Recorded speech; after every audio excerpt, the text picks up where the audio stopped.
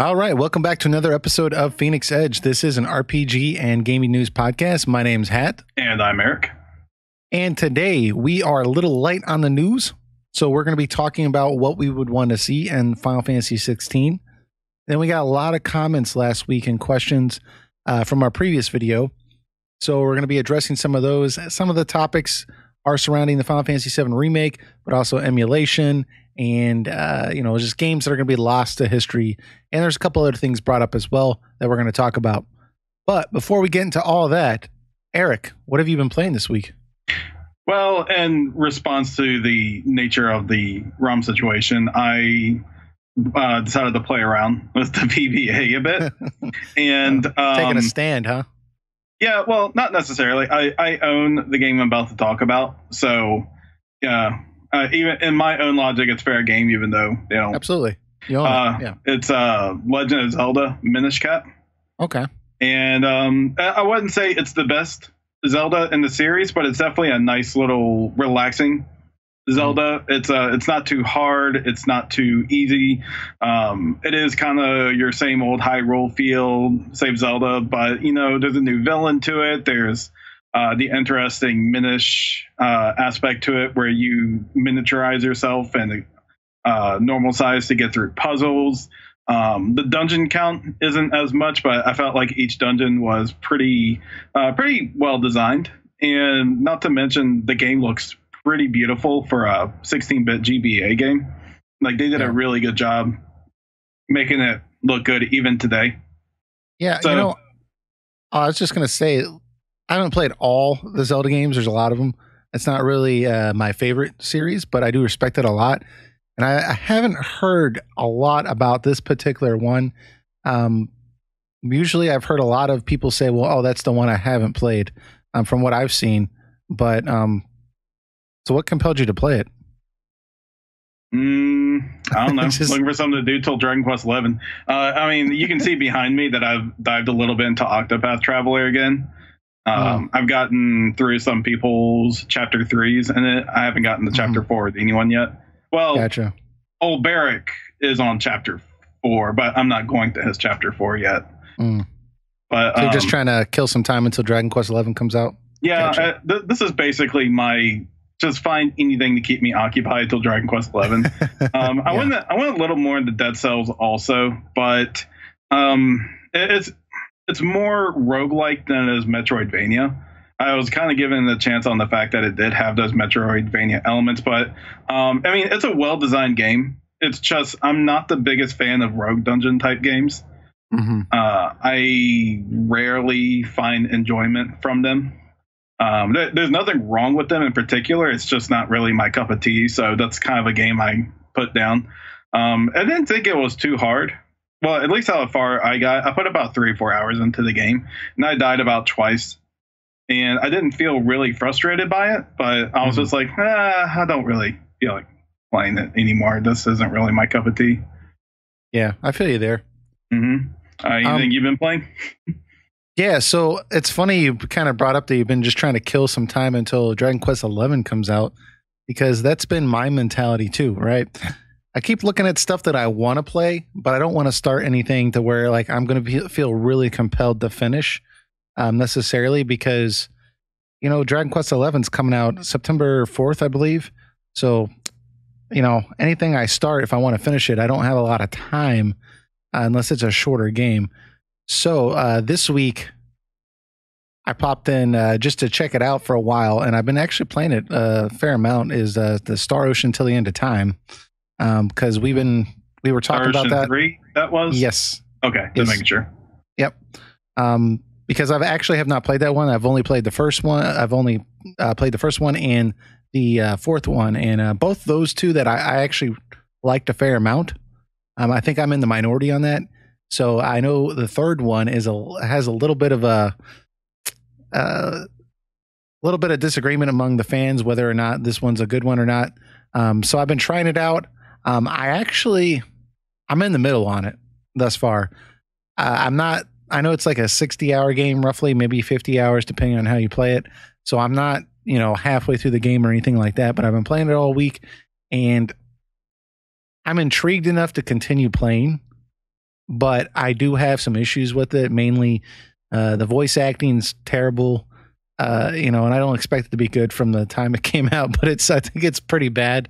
And some of the dialogue is not very good, and like just the way stuff is written, I feel like the story segments would have been a little more compelling if they would have rewritten events. I don't know. I think it just needs an overhaul in the way it's presented. But being the sci-fi fan that I am intrigued enough to continue playing the game. And there are things I like about it. So I'm having a good time with it, aside from the occasional cheesy scene and the constant every 2 minutes having like a scene that has no relevance at all to anything. But yeah, that's what I've been playing this week. So Star Ocean 3, I haven't played it since the PS2 era. Mm-hmm. So I would have to go through it again to give it give any good thoughts about it. But I know from looking at it that it's a little more dated.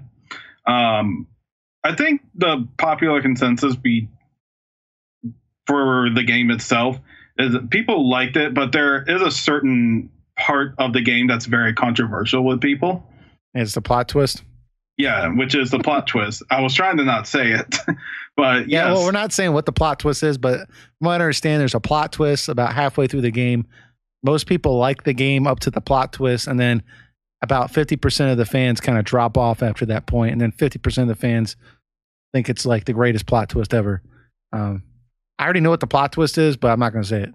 I think younger me liked the plot twist, but now that I look at it more like a cynical adult, I do think it was kind of cheesy or cheap in that aspect. Yeah. But I like the idea of it, but I think it could have just been executed a little better. And it was kind of strange, like the events that happened afterwards or what you were dealing with then. But I remember enjoying it when I played it. So I think it's definitely worth going through at least. Maybe we can have a better discussion about it once you're done with it. Yeah, for sure. I mean, like I said, I don't think it's a terrible game. I think it's a good game. And we'll see how long it holds my interest. But I'll definitely be putting it aside once Dragon Quest XI comes out. So it might have to go on the back burner until I get through that hefty beast. So don't worry, everyone will be putting everything aside for Dragon Quest XI, I hope. September might be Dragon Quest XI month. But don't mind that Spider-Man's coming out the same week. You just focus on Dragon Quest, everyone. Yeah. Well, there's that. So anyways, speaking of Square Enix games, though, Final Fantasy XVI has not been announced. We don't know when it will be announced. Probably not for a very long time. But we were thinking about having a conversation about what we would want to see, or what we would want what direction we would want Final Fantasy 16 to go into.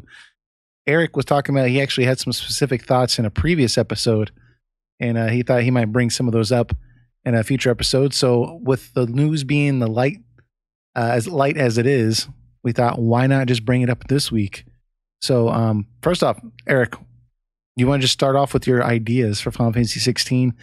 And I'm kind of curious about these myself because I have not heard them. So, well, maybe we can kind of categorize this, trying to make this as organized as possible. Sure. We can start with the type of world, I suppose. Okay. Well, the previous games, we feel like we've been just going from like area to area. Like Final Fantasy 15, we're just pretty much just going on a small island on FF15. And on 13, we were going on rails around certain places around Cocoon, but we never really got to explore Cocoon.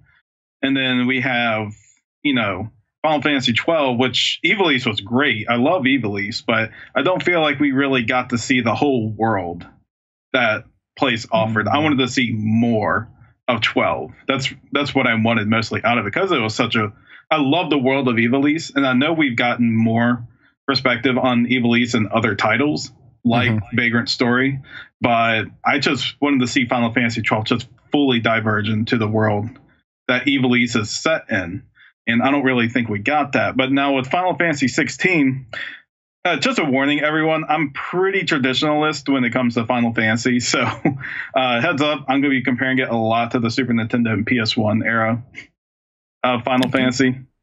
I think that's fair. But I truly think that they should go back to a world map. And I say that specifically because I don't think we have the technology yet to fully make a realized world like 7, 8, or 9. And the technology that we have today and trying to make it like seamless or go one place to another.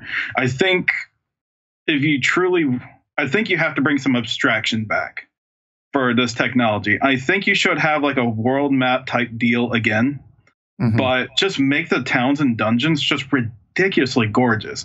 Put all your technology and effort for design just in those areas. Like, give us like something great to explore in this world. Like, just use a world map as a means to get there. I don't think people necessarily care about the pathway you take to get to said area. I think people want to see how great and beautiful the areas themselves are. And I would maybe more of a, at least for from a world perspective, maybe more Xenoblade Chronicles route where it's very linear, but the path that it takes you is very beautiful. Well, I was speaking more directly with like 7, 8, and 9's world map structure. Oh, literally like that. Okay. Yeah, but I would take that as a second. A second deal, like Final Fantasy 10 and 12. Like, because that's how 15 should have been. You should have been like going on a linear path with like room to explore to give the feeling of a road trip. But we didn't get that. But yeah, and here's what I would say is that, and I think you're right. Final Fantasy 15's deal was, this was this epic, colossal, like world-changing events going on, and like you only explored like this little island, right? It seemed ridiculous. Whereas in Final Fantasy X's case, yeah, it was linear, and yeah, you only got to go to a few islands, but the pathway it took you, it made it feel like that was like these great distances. When you got on the ship, it seemed like it took several days to get to Luca and Basset, and you had to go to all these different islands on the way. It just seemed like a long journey.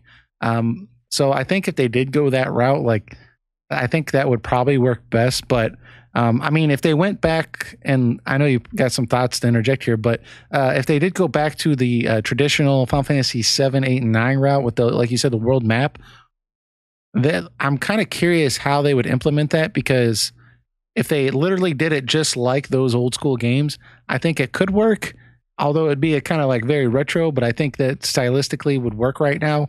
But even those games, if you think about them in the context, they were kind of sparse in a way. Final Fantasy VII's world, there was only like one country really. There was like Shinra, he owned like kind of controlled everything, and there's these like remote villages and stuff, but that was like the extent of it. There wasn't like all these different nations and stuff, and I don't really think there has to be. But I kind of wonder if they want to go this more realistic route, and this wouldn't be very Final Fantasy, but they went and told a story that was a little more self-contained, in like a region, and then just made that region large, right? And you can kind of explore that whole countryside, and just have things that really only affect this area. I'm trying to think of a good example. I was going to say something like Horizon Zero Dawn, but that wouldn't really work because that game ended up being rather large in scope. But I think you're right. They either need to go back to the world map until they can kind of figure things out, or I think they should just flip the formula and flip the table and just tell something that's a little more self-contained. And like every game doesn't need to be like, if we don't defeat this guy, the entire planet's going to explode, or it could just be like the people I care about that I met are going to die or something. Go ahead. I think it entirely depends on the type of story you want to tell. One of the reasons why 10's linear structure works so well is because the entirety of the game was set on one goal. It was to get to Zanarkand. And so you're going on a trail, on a pilgrimage to the set destination, and events happen along the way. That's why linear nature works so well, is because the story was focused on that linear narrative. And I think it works well for that. Yeah, sorry. I think it also helped. I think you're completely right, but I think it also helped that when you looked at the map, every piece of land that you saw on the map, you could go to, right? And because most of the world was water, so but still, like you as a player, we're not sitting there thinking like, oh, like are we going to get to go over there? Whereas in 15's case, there's all sorts of countries and pieces of land that like you heard about or that were talked about or that like one of your like uh some of your main cast like were not obviously from Insomnia. Prompta was not from Insomnia. Ignis was not from Insomnia. Like you didn't get to go to their home. I mean, like you know what I'm saying? Like, and you look at the map of the like in the like guidebook and stuff. There's all sorts of continents and stuff that you just don't get to go to. Final Fantasy 12 kind of struggled with that a little bit too, where you heard about these far off lands and like you met characters from these lands, but then like you never got to go there. At least in 10's case, like anything that like affected the story, you got to go there. You got to go and see the Al Bhed. You got to go and see the old ancient cities. You got to see current cities. You got to see like crazy islands and stuff like everything you got to see. Everything that involved the world was there. So. Yeah, but what I'm trying to say is that if that's the type of story you want for, then linear is fine. The thing with like story structure with I mean, we can say Final Fantasy 9, 8, or 7 also, take your pick. But you went from area to area based on the situation that had happened. A situation happened like in Final Fantasy 9, you were at Lindblum and you were doing the Hunters game. And then after that, a rat soldier from Burmecia comes and he, says that like Burmecia was taken over by Alexandria. You had no interest in going to Burmecia at first, but the events took you there, and you had no set goal where to go. You were not sure what was going to happen next in the story, so things kind of played out. In like Final Fantasy X, your goal was always to get to Zanarkand. You were getting interrupted many times, but you were still ultimately going there. And 9, to an extent, it was to get Garnet to Lindblum, but things just played out bigger and bigger as they went. So if you're telling a story where it's like a kind of like a butt structure, but like you went to this area, but this happened, so now you have to go to this area to figure this out, that's something where like a world map type structure happens. And another thing is, again, depending on your story, the world map helps build scope of the world, because so far these Final Fantasy games have been feeling small in comparison. True. Very true. So I wanted to see the whole world come back. That's the biggest thing I want to see come from it. I just want to explore the whole world again, and not just some small island or like just a part of a countryside. Tales series are very guilty of this also. They just give you the countryside of something instead of actually being part of the whole world. And I just want that scope back. I think I see what you mean. Just kind of letting the story let you explore the game through the story. And that makes sense because those older Final Fantasy games, when you go into the overworld, it might be a little ridiculous that you can run from one town to another in, 45 seconds. But it's like it's kind of like accepted that this is just conceptual. Your character's super tiny, like everything's kind of like real condensed, but it still looks like a continent. But once you get to a place where a story event is going to happen, suddenly things open up. Suddenly it's very large, and there's a lot to explore that's relevant to the story.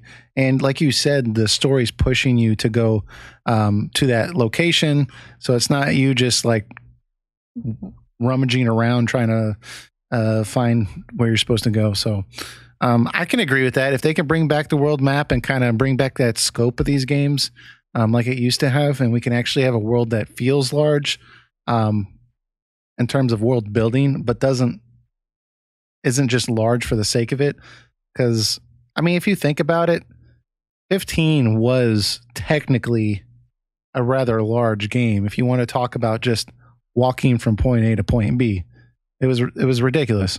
But it's like in the grand scheme of things, and like the way the area that you were running around in, it was not very significant to the rest of the world or the story itself. It was just, outside the walls of this city. It wasn't really anything like dramatic. So I do feel you there for sure. If they can bring back the scope, that would be fantastic. Yeah, one thing. All right, so next category. This one's pretty straightforward. Art design, artist, Akihiko Yoshida for me. I truly believe that he should handle designs for the Final Fantasy series. Final Fantasy 12 looks gorgeous. 14 looks gorgeous. The beauty about his art style is that he brings back the feeling of the old Final Fantasy while still contributing something new feeling. Like this is his designs. He didn't do 9. I thought he did. Okay. Someone else did 9. But he is credited for other titles also, like the Eva Leaf games like Vagrant Story. I think he did like the Grand Blue Fantasy mobile game also. But there's a lot he's did, but those are just more prominent ones. If you look at any Final Fantasy 12 and 14 artwork, it just looks downright gorgeous. And I think he can just take over the series and keep the spirit of what makes him great. Now, I like Tetsuya Nomura. I think he's a great character designer. And honestly, his artwork does work pretty well with more modern feeling Final Fantasy games. But I don't know. It's something at this point that's making me feel things are feeling a little stale now between like 13 and 15. That's just kind of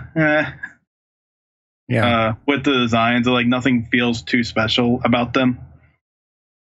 Yeah. Sorry, I was just looking up some of the other artists.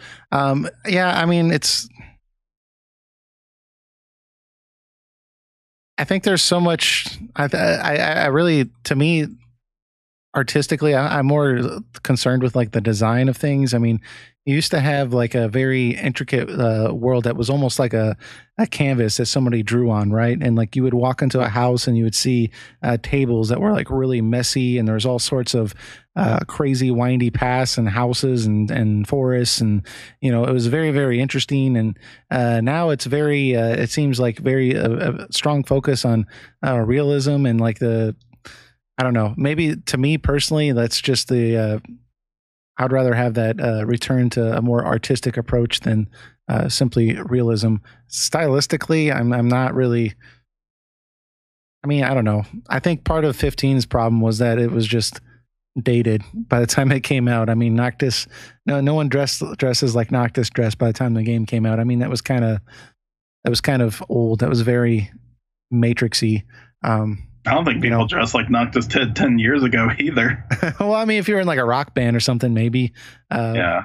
It was more, at least it was more in that realm than it would be now. So I heard there was some like legal reason. I think it's rumor, so don't take it as complete truth. But there's like some like legal agreement with the clothing line that they had, and they already designed everything and like.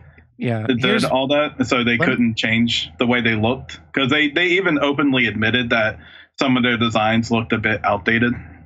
Yeah, and I don't know how I feel about that, because when I initially heard that some of these sponsors or contractual agreements with different clothing lines, etc., that they design these outfits and like it was contractual and they had to use these designs.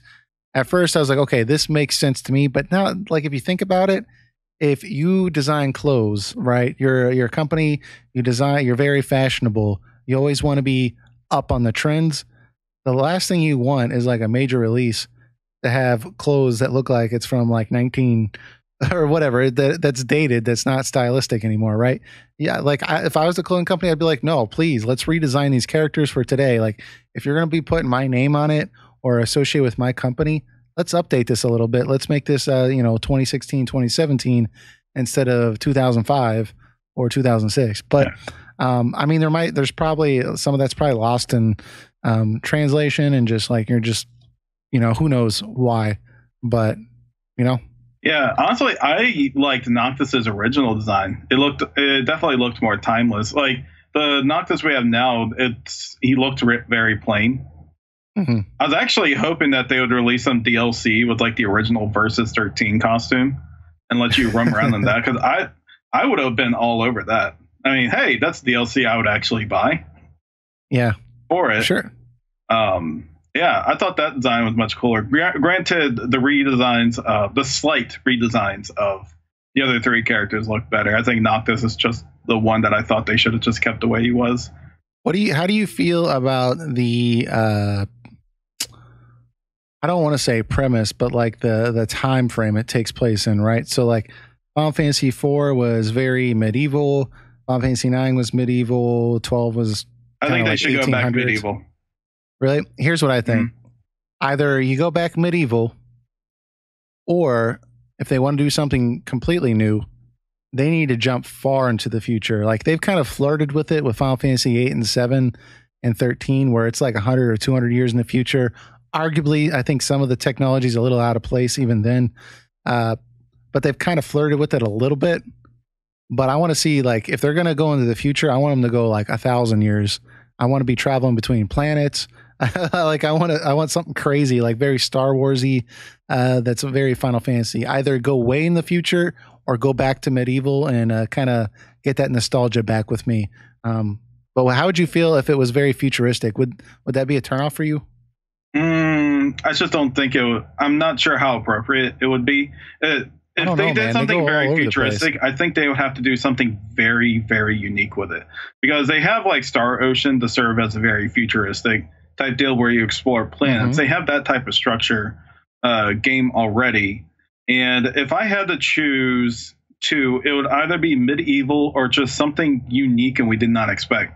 I will tell you, one of the more unique setting games there are is Final Fantasy X. Like, it's hard to say if that's like futuristic or past. It's just such its own thing.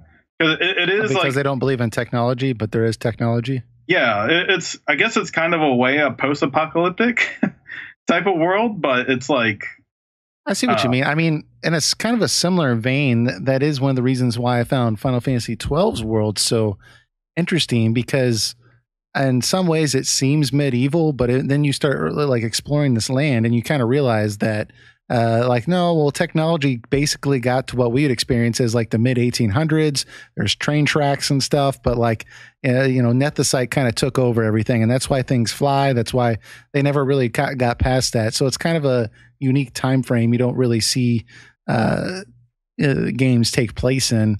I see what you're saying. If they could do something unique that's maybe not too futuristic or whatever the case, doesn't matter as long as it's something we haven't seen. Yeah, kind of meet in the middle type of deal. Like the Industrial Revolution was a pretty cool theme for 6. That's something they could explore again, because Final Fantasy, what I love about the series is that they're able to mix magic and medieval type settings with technology, like with like airships and all the cool stuff like that. So it felt like a world of magic and technology mixed together. And I always like that theme. Like Final Fantasy IX just absolutely nailed it home on that. And I wouldn't ask for a world exactly like 9, but I do want them to bring back like the idea of, hey, we still remember how Final Fantasy was, and we still respect the series like that, and just like give people a reminder that like we know how to make a Final Fantasy game. Yeah, well, I mean, they are long due for a game like 9, to be honest. They're just a kind of game that kind of celebrates the Final Fantasy brand. I know we had World of Final Fantasy, but an actual mainline game that really just kind of harkens back to the days of old. I think it is due for that, and I think it would be very successful, to be honest. Final Fantasy 14 succeeds pretty well with that. Yeah, but I mean, like a main series. It is a main series game, non-online game. I know what you mean, but just like a 40-hour experience. Because like even in 14's case, they expand the world over time. So we have only the country of Eorzea to explore and the continent of Othard. That's all we got so far, and there's much more to the world. So over time we get more. But I still think I still think they could. I still think they could go futuristic, though. I'm telling you, because I mean, for the first 6 Final Fantasies, it was medieval, and then they took a drastic jump, and all of a sudden, you know, you had Cloud, and we had motorcycles and helicopters, and you know, you're flying into space and stuff. I mean, if they did it right, I think it could be really cool. I mean, this is the Final Fantasy. I mean, you might as well go to the new frontier. Yeah. My only argument with that is if you do a futuristic setting, you need to make it not just simply the far off future. You need to make it like you didn't expect this type of theme in a futuristic like setting. Mm-hmm. Well, I mean, I could see that they could, like, certain planets would be medieval, right? So you could still get some of that reminiscent of Final Fantasy. Maybe you crash land on like a medieval planet for a while, and you can do the whole, you know, Final Fantasy IX thing with the whole princess and all that stuff, and then leave there and kind of, it could be like a little tour of the whole Final Fantasy realms, kind of visiting each era. I mean, there's a lot of things you could explore. Certain planets could be like Final Fantasy X. I mean, they could do a lot of real cool stuff with that. If it was done correctly. But yeah, if they just went all out and was like a straight copy of, I was going to say straight copy of Star Wars, it wouldn't work, but Final Fantasy has copied Star Wars several times. So, I mean, it might, I don't know, but. Yeah, I mean, like I said, if they find a way to make some unique twist to a futuristic setting, I'd be all for it. It's just, I don't think it should be just too straightforward future. I think they need to add a lot of fantasy elements, if that's a better way to put it. Well, yeah, and that's the biggest thing. They have to have enough callbacks. I mean, you would have to have chocobos. You have to have Moogles. I mean, there has to be a lot of like fun poked at the past. It can't be like this is a new thing, and you know, all the old fans like, get out of here. We don't need you anymore. Like it has to feel like an actual Final Fantasy for sure. Mm-hmm. Now, if we go to the category of characters, I think my number one thing I request is that you don't make them all look the same. Don't make them like a 4-person rock band, 4-band. Yeah. Just kind of take inspiration from Final Fantasy IX and that just make unique and wacky characters like that are just off the spectrum, just like something you didn't expect to like come and join your party. Like who would have expected Quinn from Final Fantasy IX? That's such off the wall. Now, I don't think you need to go too hardcore off the wall, but I do think you just need a sense of contrast. Yeah, contrast between the characters. I would even argue that Final Fantasy VII had a decent contrast between characters. You had someone like Cloud, and then Barrett, and then Yuffie, and then Red 13. I mean, that I think 7 did a good meet in the middle, and I think games like 8 and 15. Even look at 10. You had Titus, who was not religious at all, and then you had Waka, that was extremely religious. You know, Yuna, that's just caught up into this. Orin, who's a very cynical guy. Kamari. I mean, like, just having contrasting characters makes a game more interesting. You know, and maybe that's one of the reasons I found 13 personally so bland, was that, and that's not to point out just 13, but just in general, is a lot of the characters felt like they were very similar to me in terms of, I guess it makes sense what they were wrapped up in, but yeah, if they can have a little more diversity in terms of where these people come from, what they're dealing with, even character design, like you pointed out. Yeah, definitely. Yeah, it's a good idea to have diversity of ideologies in your characters. That's what helps create great dynamics between them. For this case, I kind of hope they go in a lighter tone with the characters. Like, I want the main character to be a little more uplifting. We been having you know, kind of downer characters as of late, like with Lightning and Noctis. But I mean, Noctis was pretty okay. I mean, he had his light moments for sure. But I wouldn't mind as far as if the age, personally, if they went with an older character. When I say older, I don't mean like 50s, but I mean 2021. I'm kind of pushing like maybe early 30s. Like, come on now, let's just do it square. I mean, that's truly the dream, because I did want Bosch to be the main character of 12, like he was originally supposed to. Yeah, come on.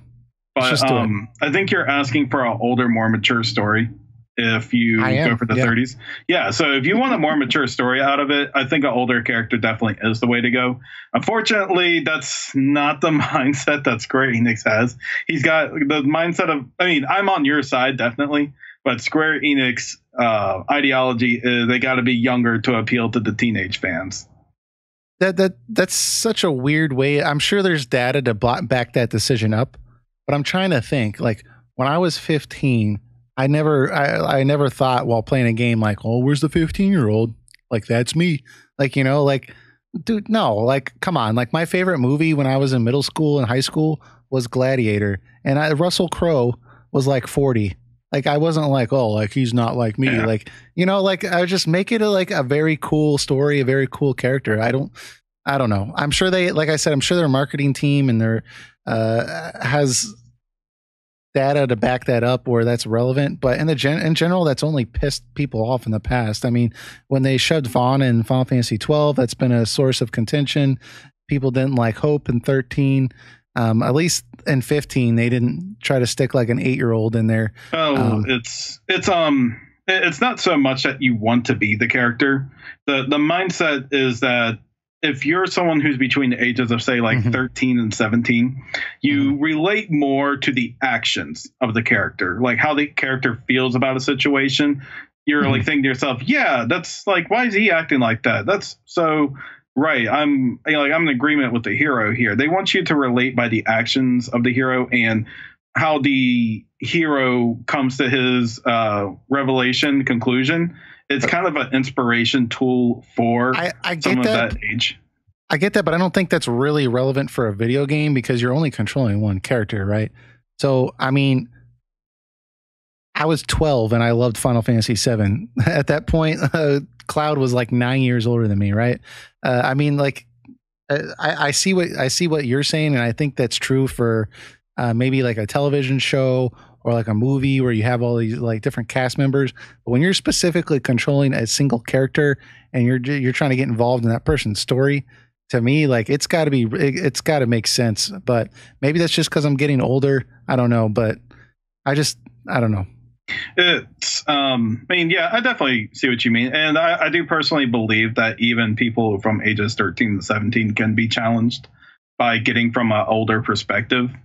It's just kind of Square Enix being paranoid, being like, "Oh, we're going to lose our teenage customer base." Yeah, they have a checklist.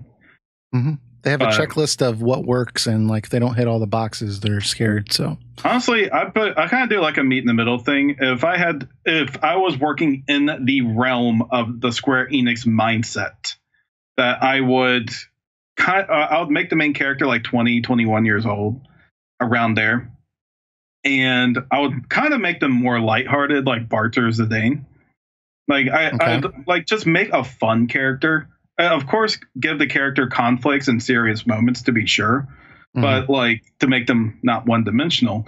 But like bring like a sense of fun in there, just like a little cockiness, a little confidence, and honestly, I wouldn't mind them like making like a female like character like this because. Every female character we've gotten, I think it's just Lightning and arguably Terra. You know, well, Titus is technically the main character of. Yeah, well, I mean, we got 10-2, right? Yeah, I mean 10-2. Yeah, Yuna's the main character of that. I see what you mean, like an actual mainline game with a new female lead. I could see that. Yeah, make her more like uplifting, confident, cool. That. Type of character. Like Lightning is cool, but she's like Sarah Connor type of cool. Maybe. Lightning's cool, but she's kind of like tomboyish. I see what you're saying. There's nothing wrong with that. I've met a lot of girls in my life that were kind of in a similar temperament, and they were all great people. But I see what you mean. Like maybe just more. I don't want to say feminine, but more lighthearted, but still strong, right? Yeah, I mean, a good character is one that's just very compelling and does have flaws. because you can't make like a perfect character or like, oh, she is like the coolest ever. She's always on top of her game. And like that just makes her one dimensional and you can just always predict what she's going to do next. It's like she can be lighthearted. She can be uplifting, but she can have like inner conflicts. She can have like a greater villain antagonist that she has to overcome and, and stuff like that. Well, let's say this too. Let's say they are going to have a female lead where that character ends up being that kind of lightning-like temperament. Don't start the game off like that.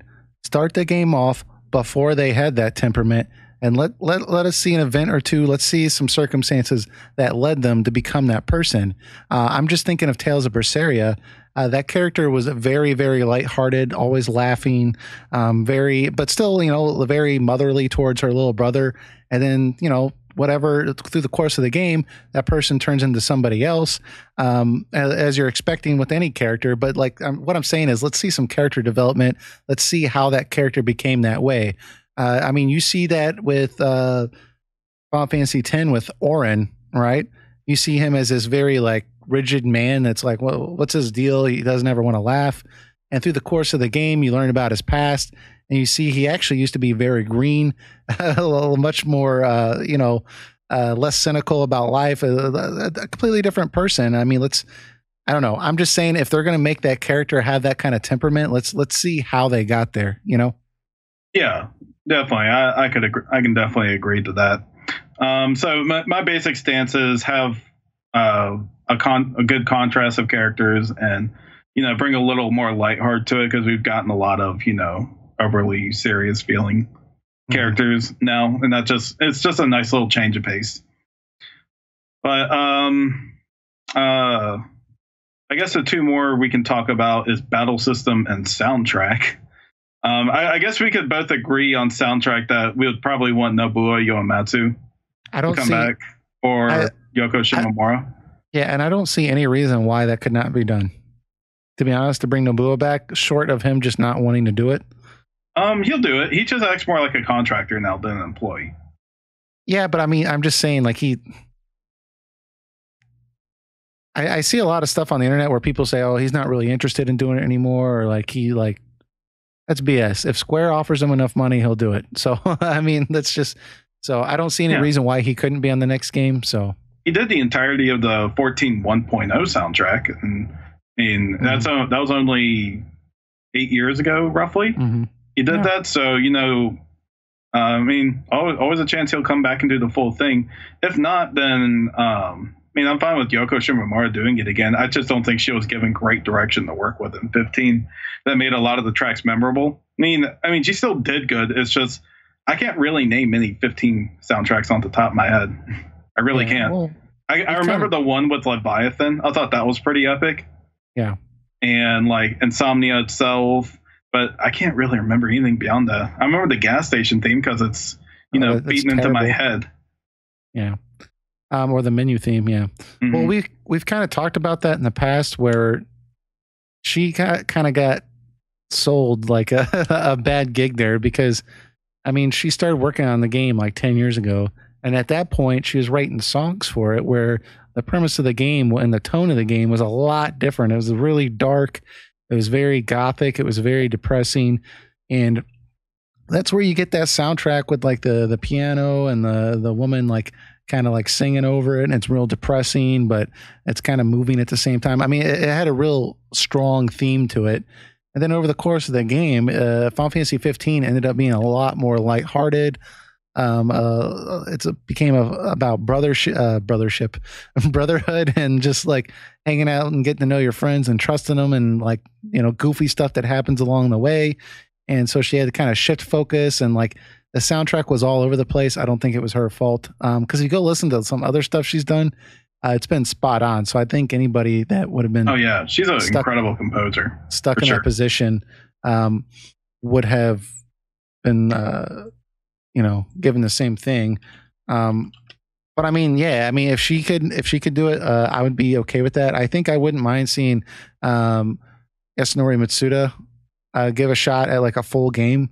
I always like soundtracks that he does. I think he would do a phenomenal job. So probably one of those three would be my main pick for music. I can tell you she's one of my favorites. She did Super Mario RPG, the Super Nintendo one. She did Radiant Historia, and of course the Kingdom Hearts series. I mean, if there's something you can truly praise about Kingdom Hearts series is that it has a pretty phenomenal soundtrack. And she was the project lead for Xenoblade Chronicles, the soundtrack. So she organized like 5 different composers and helped make sure it was all unifying music. She wrote a lot of sound music for that game, and that soundtrack is on point. So, yeah, I mean, definitely. If she came back for 16, I'd be all excited. Mm-hmm. Yeah, I mean, for sure. I don't want the individual that I don't want to say I don't want, but I can't remember his name. But the individual that did 13 soundtrack, great music. I don't know if it was his fault, but I felt like. But I felt like a lot of the pieces of music didn't really gel with the scenes. We were actually doing the stream with Mike and Dark Pixel Gaming, and we were kind of remarking on that. Some of the scenes, it was just like, why is this music going on? Like, what? This didn't make any sense. When Saz and Vanille had like that boss fight after like a serious like conversation they had. He's like, it was horrifying, and there's like these like jazz like horns in the background. You're like, what is going on? Like, yeah. Yeah, that was really weird, off-putting. Like, I noticed that immediately. I was like, what? Yeah, it was very strange. But in terms of battle system, though, I'm in the middle. I think at this point, let's stop screwing around. We did 15. That was fun. I'm telling you, just go back to turn-based. Just make something new. I'm okay with both. 15's action system was very flawed and didn't work out well. They tried too hard to make the best of both worlds, like an RPG and a action type game, and I don't think it ultimately succeeded in either one of them. So I think to myself, you either need to go back to turn-based ATB or stick to your guns and just go straight out action, because you can't have. It's really hard to have the best of both worlds. It's really hard to. And even Kingdom Hearts is more action oriented, and you have like menus that you deal with outside of battle. Mm-hmm. That's where the role playing aspect comes in for that. Now, if they did bring turn based back, I would like to see an expansion or an evolution of Final Fantasy X-2's battle system. If there's anything I can phrase up and down about 10-2, which I do not care for as a game in many aspects, but its battle system is absolutely fantastic. That is like the saving grace of that game, is its wonderfully made battle system. Yeah, I mean, I really liked it as well. I mean, the only thing I really liked about it a lot, I think, was just how quick it was. I know a lot of people have praised the dress sphere system and the fact that you can switch classes on the fly. And I mean, all around, it was a great system. I really enjoyed 12 system as well. Again, I think it was flawed, but I think there was some stuff they could pull from there. I mean, yeah, I think basically they've been good in the past of kind of reinventing the wheel with this. I think they can just do it again and just come up with something that's modern, but still turn-based. I mean, I want to say that if they would go through and kind of fix some of the issues with 15s, that they could make it work and I would be okay with it. But the problem is, I don't think we talked about this before, but I've never experienced a party-based combat system that was action-oriented that I liked a lot. I've always had issues with the either I can't control the other party members, they're not healing me in time, they're not doing what I want, they're running in the way, and I'm injuring them. Yeah, they're getting caught around the corner, and I need help. I mean, it's just, and like you could say, well, if they did the AI well enough, I would be okay with it. But I've never been in a game where I felt like the AI was done well enough. I've been in games where it was better, but it's never been fantastically written. And Final Fantasy games are like, it's not a Final Fantasy game if it was just based on like a single individual, right? It's always been a party-based game. So to me, that has to go turn-based. They can kind of reinvent the wheel, like I said, maybe do a blend of it like they did with Final Fantasy 12, maybe put some extra things in there so it's not quite a hands-off affair, but kind of have like a gambit set up where you get to pick the AI. I mean, they could do some different things to kind of make it work. But yeah, I would be very disappointed if they continued to go the action route. if they went the action route, I think that you would definitely need like some kind of semi gambit system for your supporting party members. They have to, and not like Final Fantasy 13's method of. I don't want to control the AI at a macro level like that, where where you're shooting commands off and you're not like, okay, now everyone's going to do this. No, I want to minutely control like what each character is doing in a given circumstance. Well, have it so that you program them to do certain things in certain ways, but you have enough control. You have like tactical like control of them, like similar in Final Fantasy 12. Like you could freeze the screen or have it active or wait, or you could press R1 and just switch. And you can press like you could direct it to another character and tell him, hey, I want you to use cure right now on me. Mm-hmm. So I do, like, you don't have to sit there and hope he does cure. You make him do cure on you. Yeah. And I mean, if it's something like that, it would work out a lot better. Another issue with 15 is there wasn't like, I mean, of course you got abundance of items. You could take care of yourself just fine, but the characters wouldn't always act the way you want them to. And 13 is the bigger culprit of this. Like you're telling, like, you don't have a medic highlight or medic job on your main character presently, and your other character is not using cure when you want them to cure. And it becomes very frustrating when that happens. I know some people will say, like, well, there is a way to do it. And, you can try to that way. But more the point I'm saying is make sure you're not totally dependent on the AI to do what you want them to do. Yeah, well, I think the biggest thing is that you feel like after a battle, what occurred happened because you wanted it to, right? All too often in 13, I think 13 had a great system on paper. I know a lot of people really worked the kinks out and like kind of, are very good at it. But too often I would die and I felt like it wasn't my fault that I died, right? And that didn't make me feel good as a player. Granted, like right after the battle, if you got a game over, you could completely restart the battle over again. So that was a good kind of checks and balance on that. But I don't want AI systems to feel like I died because the AI screwed me. And I never got that from 12 because I built the AI myself. So if they didn't do something that I wanted, I'm like, oh, I know what I should have done. I should have put their gambit this way. And then I'll go put it that way, and like suddenly, like it's fixed. And like I fixed the issue. It wasn't that like I happened to have a better AI that time or something. So yeah, I think there could be some improvement in that regard. But if you ask me personally, if I was like the director of the game right now, I would pick going back to turn-based ATV type systems just because you get a better sense of party dynamic when you do games like that. And when you're action oriented, you feel more focused on just one character instead of a whole party. Mm-hmm. So to get the theme of like party dynamic and teamwork down, I think a game with turn-based works a lot better than an action game. Yeah. I mean, completely agree. Like I said, I've never played an action-oriented system with a party-based structure that I felt worked better than it would have in turn-based. Now, when I say turn-based, I don't want them to go back to like a Final Fantasy IV or something like that. Like, well, nothing on Final Fantasy IV or any other game, but I would like them to modernize it a little bit. Let's make this battle system snappy. I don't want to go to a separate screen when we go into a battle. Let's just it needs to happen right there on the screen. And let's make I want to be in and out with the battle. It needs to be over quick. If it's not a boss battle, it needs to be over like 15 seconds. I don't want this thing to be dragging out for 10 minutes with an exiting screen and an item screen, a reward screen, and a screen to transfer to the battlefield. Like, let's modernize this a little bit. Yeah, it's definitely take what worked and give it a nice evolve it.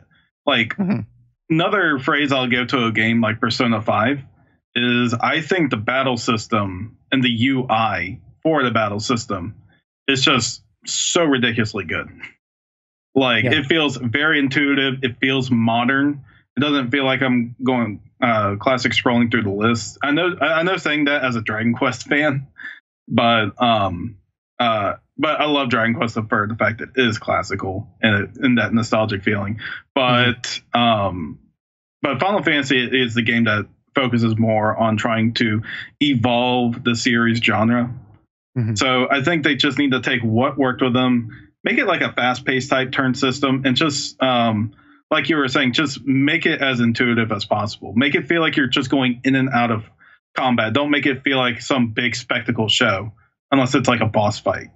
Yeah, and at those boss fights, it needs to be very, very strategic. So I don't want to feel like it's I have more HP, so I will win, or you know. Yeah, you shouldn't feel stressed out over killing normal enemies ever. Yeah, for sure. On the topic of Final Fantasy 16, I've seen this in a few places, a few spots. I want to get your quick thoughts on it, because I strongly disagree with this.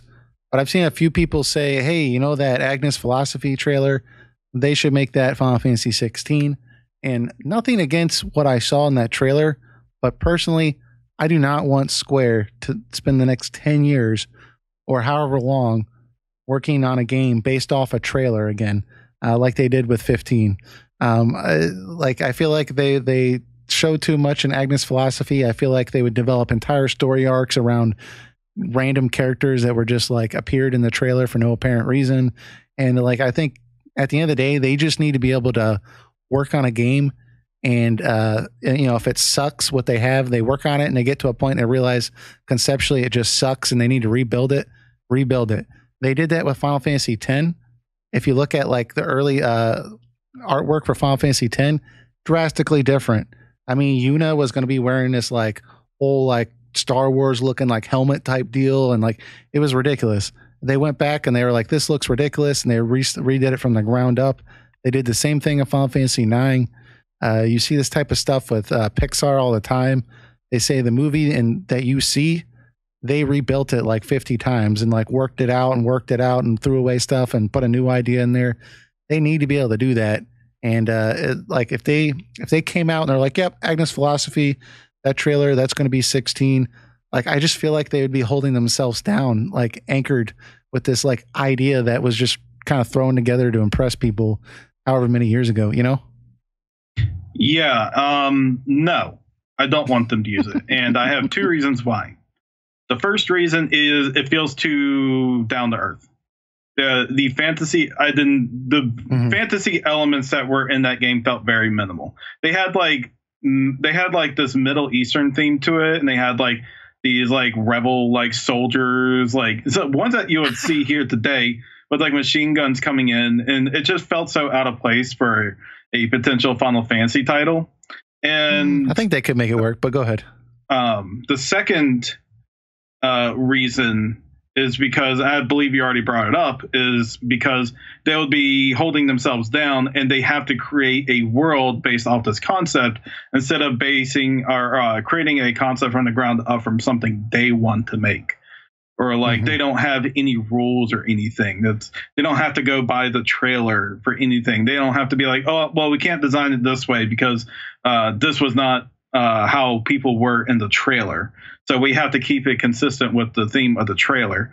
And that would just be holding them down. I think that Agnes Philosophy was a nice little tech demo, but they need to build something completely new from the ground up. It was the same problem with Final Fantasy 15 going off versus 13, is that they had to use the designs and the assets and the type of world for Final Fantasy 15. They couldn't change much.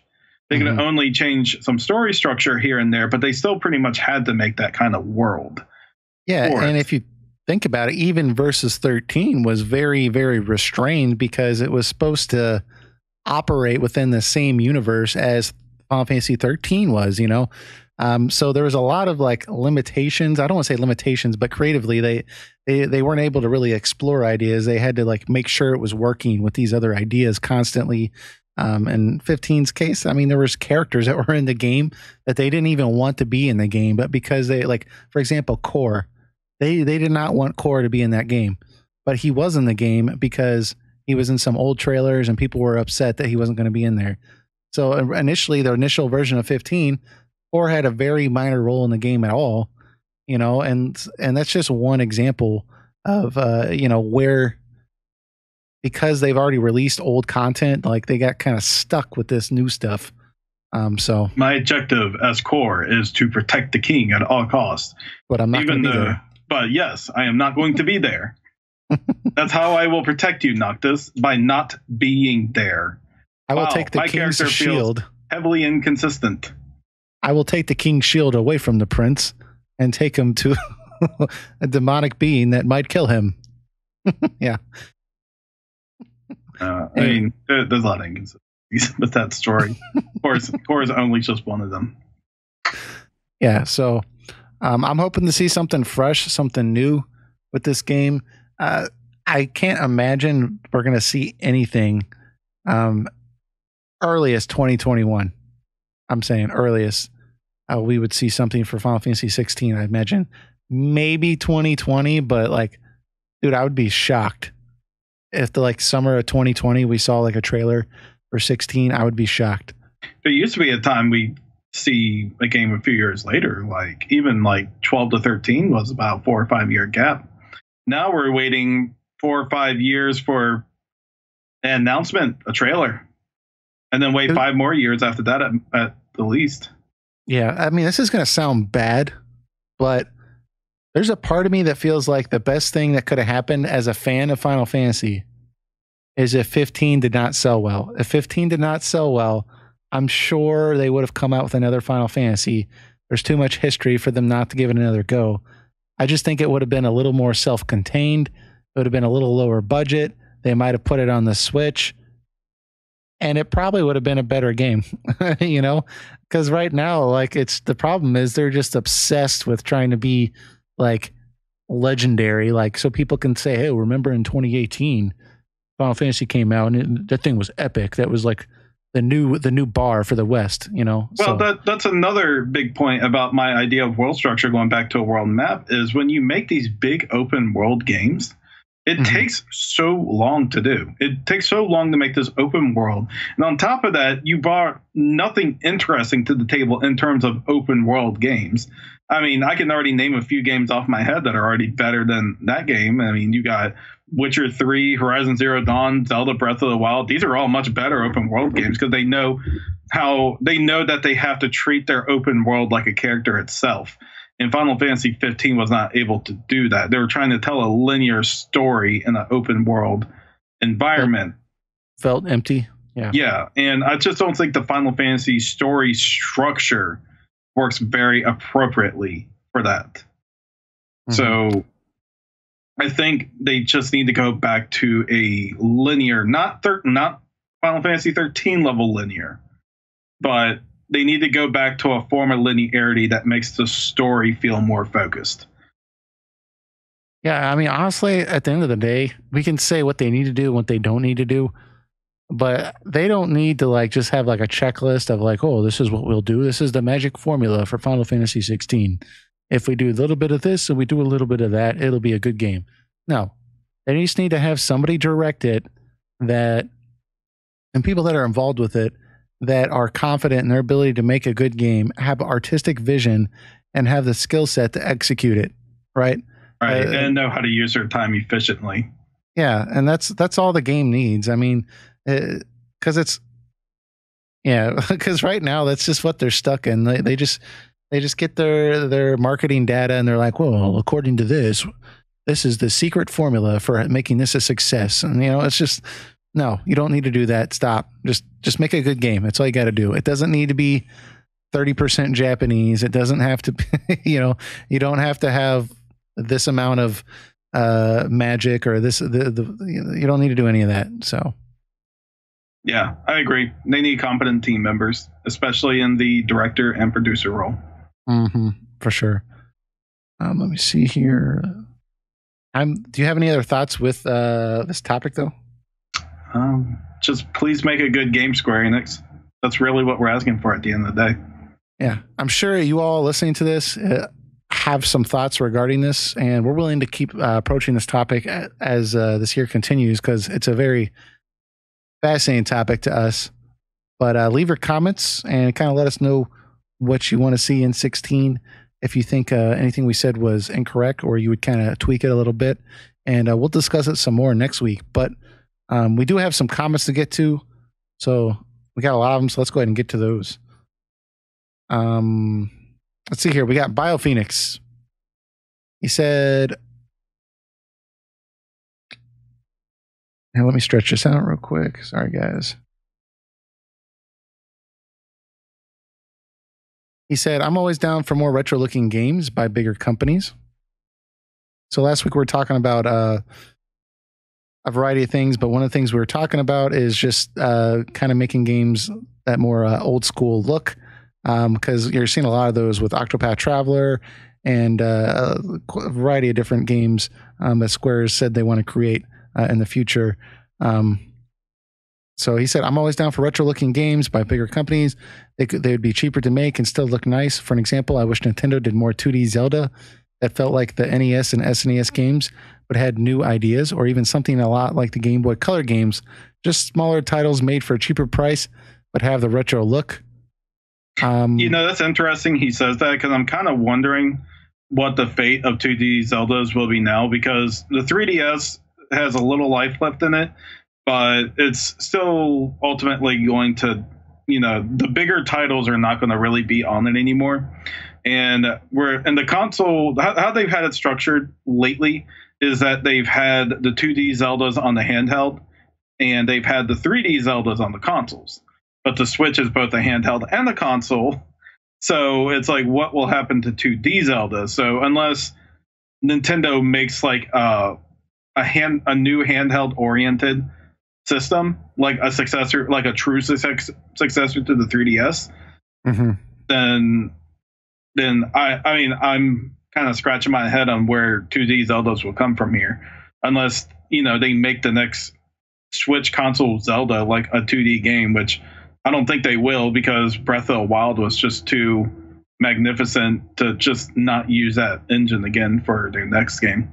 Yeah, it's an interesting point. I mean, I don't know about 2D Zeldas, but I know 2D games in general will probably live on for a long time on Steam and places like that. But obviously, Nintendo making a 2D Zelda, it's probably a thing of the past. Or if we do get another one, it'll probably be the last one, or one of the last. Well, they're still great. They're still relevant today. The last one they made was, well, not counting Triforce Heroes, that was kind of a multiplayer experience, but the last single player one was Link Between Worlds, and that game was just so ridiculously good. 2D Zeldas hold up incredibly well today, and their structure, they're truly timeless, and they have a place in the Zelda series as much as the 3D Zelda games.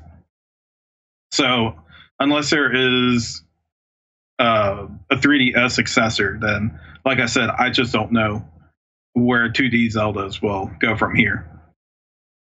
Yeah. All right, so let's see. We got some more.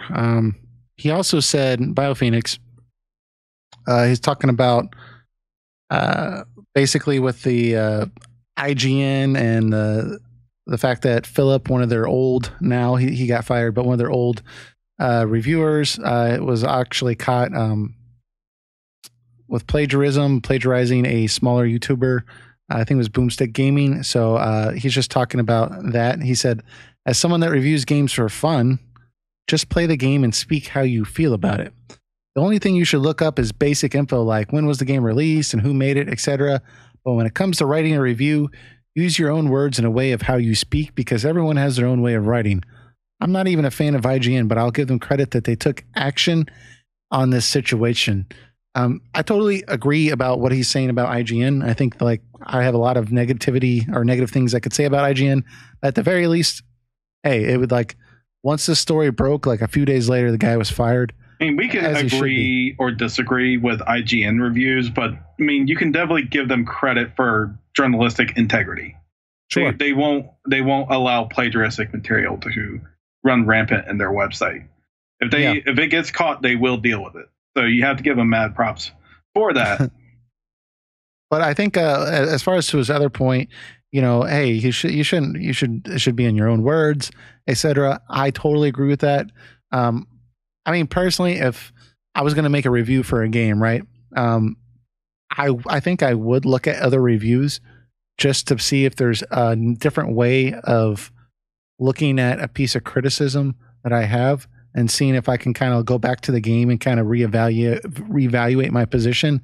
So if it was a game that I knew everybody loved, right? So I'm trying to think of an example. Let's say, I don't know, I played Dragon Quest VIII and like I just hated it. And I knew a lot of people like that game. And I knew my co-host likes that game. And I just did not want to make a trashy review where I just trashed the entire game. And I wanted to know why other people like that game. I think it's definitely reasonable to go out and check out some other reviews, check out some other discussions, see maybe people have a different perspective on the game that you might not have, and just kind of go from there.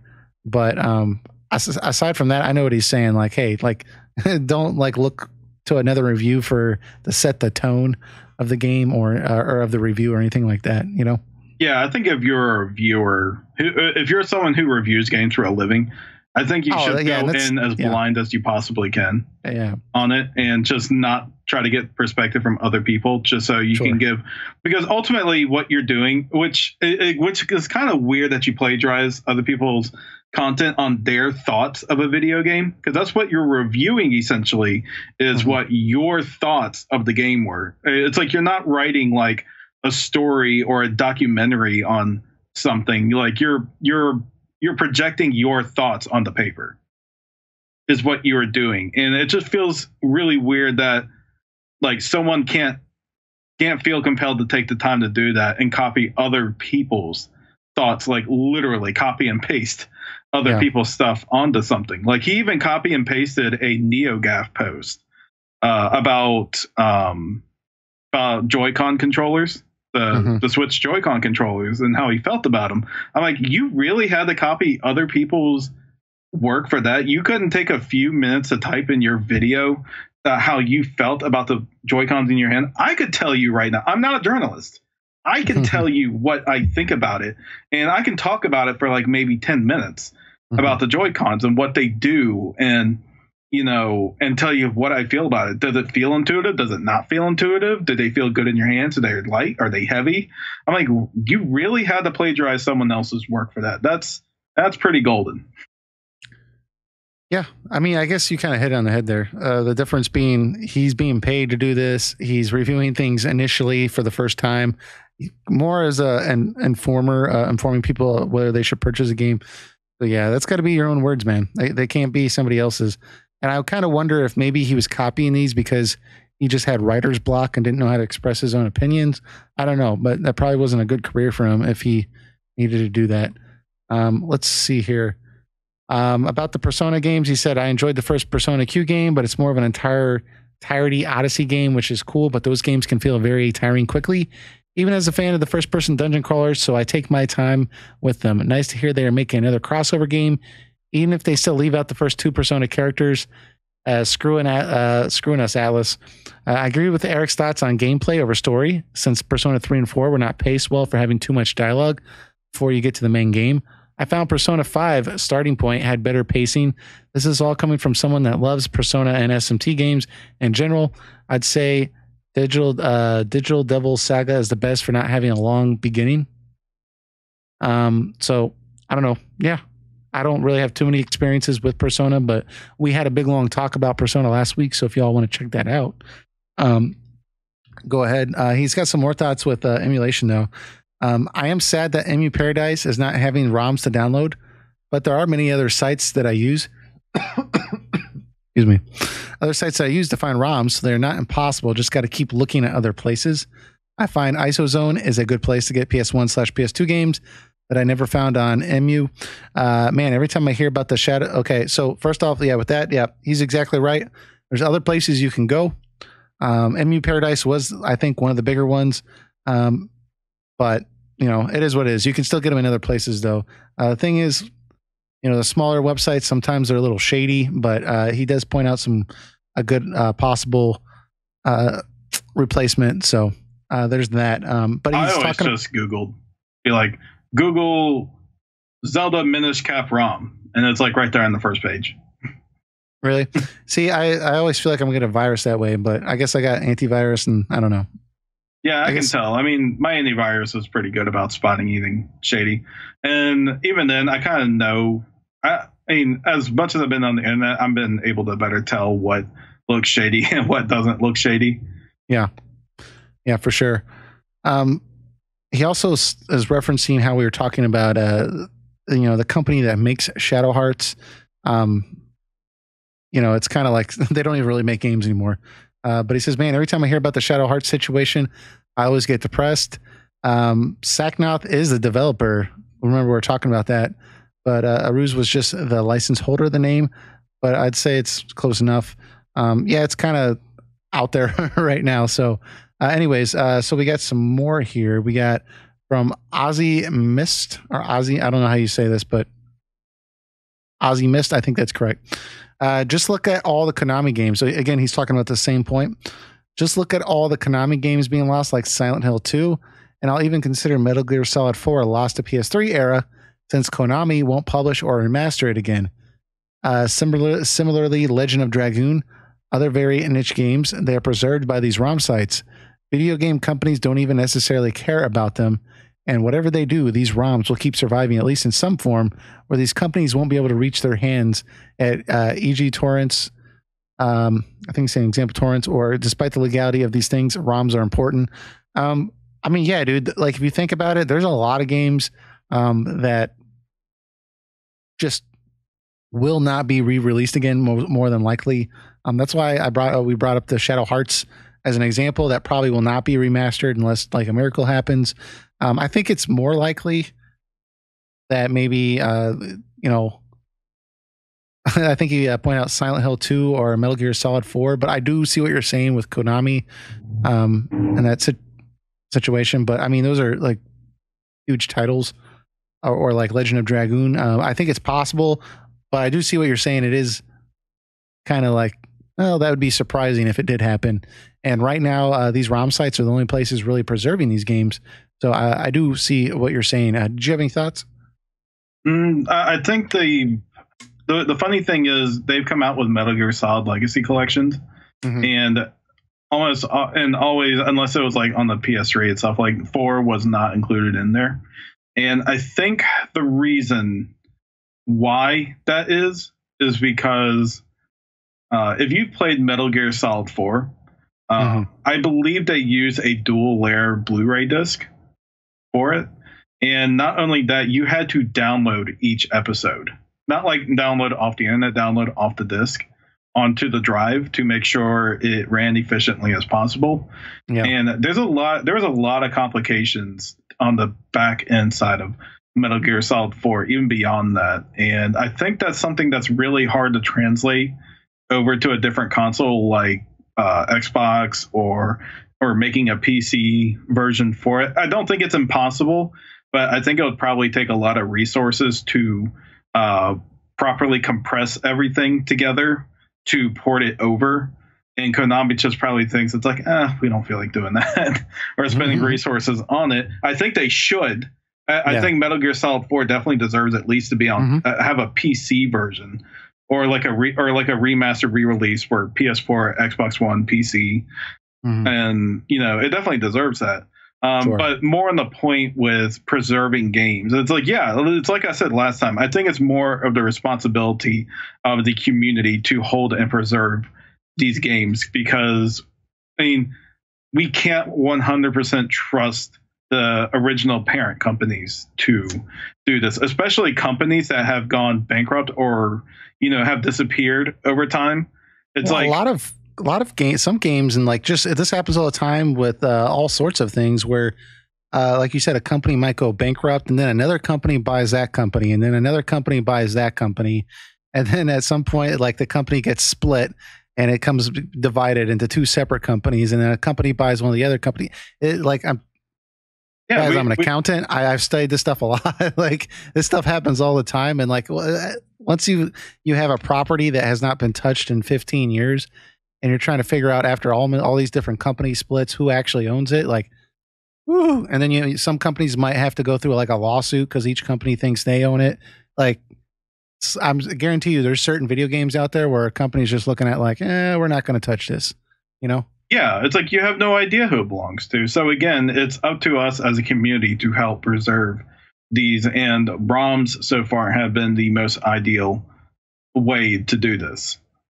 Yeah. So, I mean, like I said, I totally understand if companies like Nintendo want to get up on people who are doing things like the Breath of the Wild pirated version on the PC with like the Wii U emulator, I think it is, and I think that's definitely fair game for them to go after that.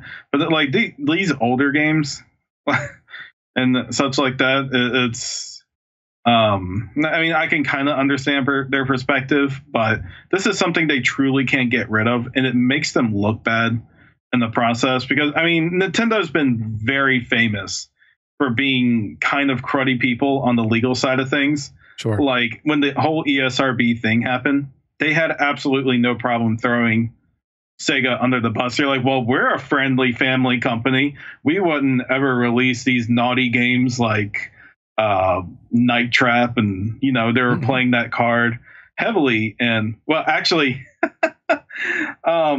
this is going to be a heavy sense of irony. I heard that Night Trap is coming out for the Switch next week, which is a whole lot of irony, because I remember Howard Lincoln, I believe that's his name at the time, but Nintendo during that whole ESRB hearing, he was like, we wouldn't ever release a game like Night Trap on our Super Nintendo console. Well, he's correct. It never happened on the Super Nintendo, right? Right. No, well, he didn't say Super Nintendo. I think he said on our platform. And then like 25 years later, roughly, we're finally getting Night Trap on the Nintendo system. Yeah. I think he would be proud. It's just someone who's into retro stuff. It's just kind of funny hearing that. Mm-hmm. I mean, the thing is that boggles my mind is these games have been like so readily available, like easy to download for ROMs. And like, it doesn't even hurt the sales of these games when they're re-released, right? I mean, the SNES Classic, that thing sold like incredibly well. This isn't a Nintendo property, but I know when Final Fantasy IX hit the PS4 store, it was like top of the charts for like 5 months. And that game, like, dude, you could easily go right now. You can go download that game for free and play it on your computer. So I mean, it's not like these, like, I don't understand, other than like the contractual side, like they need to take action or else like it's going to be accepted that they're okay with it. But like outside from that, like I don't really understand what their perspective is. Like, do they think that like if these ROMs weren't there, that they like the SNES Classic would have sold even more copies? Piracy doesn't hurt them. There is one instance where piracy was legitimately showing a mark, when that was the DS, and that was because the security for the DS was so bad that you could put like a RC cartridge in there and it would work perfectly fine no matter like what version of the DS that you had. I mean, the security was just that bad, and because of it, like even like a casual parent could buy that and put that in the thing. It would require little to no effort to figure out. Nintendo's responsibility should really only be piracy is always going to happen. Like, especially on their Switch right now, people found a way to crack it. The best they can do is to make that piracy as inaccessible to the casual crowd as possible. The small 2% of people that know how to crack the device are always going to do it. And you just kind of have to accept that. What you can do is just make sure on a casual level, it's as inaccessible as possible. And that is how you help defeat piracy. Now, granted, ROMs are very easy to get, but as you said, those Super Nintendo and NES are flying off the shelves. They make great sales off virtual console titles that they sell on the Wii and Wii U. I mean, ROMs really have little effect on that, from what I've seen. Yeah, I mean, what they offer, what sells is convenience. So it's much more convenient to be able to sit on your couch, play it on your big screen TV, listen to it through your surround sound, than it is for you to be like, oh man, do I have if you aren't a gamer on the PC, you don't want to play on your keyboard. Do you have, how do you set up your controller with the emulator? Did you, oh man, it's not working. Did I download the right version? I mean, they're selling the convenience. So let's see here. We have Leanne, and she's saying two things. First, she says, I'm surprised to hear that Hat has not played Persona 5. It's a must play. Though, if you didn't really enjoy Persona 4 that much, you might not like 5 as it's different but also similar. I won't go into details for fear of spoiling anything. Sure, okay, spoiling anything, but if you didn't enjoy the format and gameplay style of Persona 4, you should probably stay away from Persona 5, and definitely stay clear of Persona Q2. If you want to give this series another chance, though, I'd say at least make it to the third dungeon of the game. The third one is where the game, in my opinion, picks up. I appreciate that. Eventually, I'm going to get around to playing Persona 5. I kind of voiced my thoughts with Persona 4 in the past, so I'm not going to voice that again here. But I do plan on playing Persona 5 at some point. And yeah, we'll see how it goes. I'll let you all know. Yeah, were you going to say something? The funny thing about Persona 5 is that it actually does pick up pretty well from the start of the game. Like, I found the first dungeon very engaging, and I thought the story behind that, like with the gym teacher and everything, very dark, very emotional. And I was kind of hoping that they stay consistent with this. And then it just started after the first palace, like it dropped, and my interest just became like an all low with it. And I did make it to the third dungeon, which is like the bank area. And I like that character. So I do agree with her that it started building up a little more there. Unfortunately, like my interest just like kind of stopped right there. And that's where I am in the game right now, is that third palace. The second did have like, it was like a beautiful art museum, but I felt like the story to it didn't interest me as much, and I felt some inconsistencies in the characters and stories already. Like the whole thing with like the first palace with I forgot what the blonde character's name is. I think it was like Anne or something like that. It was like all about like her being like sexually harassed by like the gym teacher, or like Jesus. People like accusing her of like. And like people like students are just making fun of her, like, or accusing her of being like a sexual like character, and she really hates that. And then like in the second story, they're being all comical and they're having like a comedy like scenario where like they trying to convince your main characters who helped her through the first one are trying to convince her to go and do a naked portrait for the artist. I'm like, whoa, wait. Like, then we just have like a whole first arc of her like being against this type of stuff. Does it happen? No. I mean, it's a rated teen game. Of course it didn't happen. But like, oh man, I might have to check this out. But they generated like the idea of her doing what she was against doing. Right. I'm like, this feels off. That it doesn't feel consistent. And because of that, it's I didn't really notice it at first. It was more, I think it was like an extra credit episode that brought it up with it. And I was like, yeah, this is what I felt about it. I'm glad I'm not like the only person in the world that felt this way about it. Cool. So, I mean, it's a good game. It really is. I do eventually want to finish it, but I'm just hoping that plot inconsistencies are not that often. Yeah. Well, we'll have to see. I haven't played it, but I plan to get around to it eventually. She also says, I have a question for you guys. Speaking of turn-based RPGs, are there any obscure in this genre that you guys love? I recently dug up my DS and started playing some of my favorite turn-based RPGs. Right now, I'm jumping between The Wizard of Oz Beyond the Yellow Brick Road and Sonic Chronicles The Dark Brotherhood. They're not perfect, but I had the time of my life playing them when I was little, and going back to them now, I still find myself enjoying them. It's a shame we never got sequels to them. Please share your favorites that no one remembers or knows they exist. I'm always looking for new turn-based RPGs I haven't played before. All right, Eric, you get to go first. No, why don't you go first? I didn't read this question beforehand, so I'm kind of like, I can recommend some DS RPGs. But I'm trying to think of like ones that are like very obscure. Like there's like obviously like Super Mario RPG that's obscure, but people know about that. I'm trying to kind of look through here right now. I'm just trying to think of anything that was just kind of like off the wall. I don't think it has to be restricted to DS. I think it can be anything. Yeah, I'm like even looking at my PlayStation wall right now. I'm thinking like when I was a kid, I used to play this ROM, and I don't know if it's still a good game, but it was that Dragon Ball Z RPG game, and I played the crap out of that game on my computer. Did you ever play that? I did not. It's called apparently I just looked it up. I'm not even going to try to pronounce this. But anyways, it was a Super Nintendo Dragon Ball Z game. There's a fan translation out there, and it's turn-based, and it's you go through the whole Dragon Ball Z sequence. It's got all the stuff from the show. You eat little Cincy beans or whatever to regain health, and you power up. You can go Super Saiyan.